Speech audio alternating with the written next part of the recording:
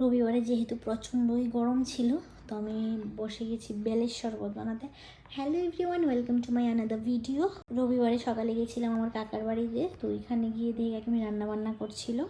তো দুটো ঘরে পাকা বেল ছিল, তো কাকিমনি বলছিল যে বেলের শরবত বানিয়ে নিতে। বাড়িতে কাজ চলছিল, অনেক লোকও ছিল, যেহেতু গরম সবাইকে বেলের শরবতই দেবে ভাবছিল। গরমের মধ্যে তো বারবার চা দিতে ভালো লাগে না, তাই যেহেতু ঘরে দুটো পাকা বড় বেল ছিল, তো আমি এগুলাকে নিয়ে বসে গেলাম বেলের শরবত বানাতে। বেল তো এমনিতেও আমাদের শরীরের জন্য খুব ভালো, শরীরকে খুব ঠান্ডা রাখে এই গরমের মধ্যে। তো আমি বেলটাকে ভালো করে কুড়িয়ে ছাঁকনির সাহায্যে ছেঁকে নিয়েছি, একটু পাতলা করেছি। এটার মধ্যে দই দিয়েছি, বাড়িতে বানানো টক দই দিয়েছি, পরিমাণ মতো চিনি দিয়েছি, লবণ দিয়েছি, আর দুটো গোটা লেবু দিয়েছি। একটু একটু টক টক মিষ্টি মিষ্টি হলে বেলের শরবতটা বেশি ভালো লাগে। যেহেতু টক দই দিয়েছি তাই আমি বেশি লেবু দিইনি, অনেকটাই হয়েছিল বেলের শরবত। প্রায় 16-17টা গ্লাস হয়েছিল।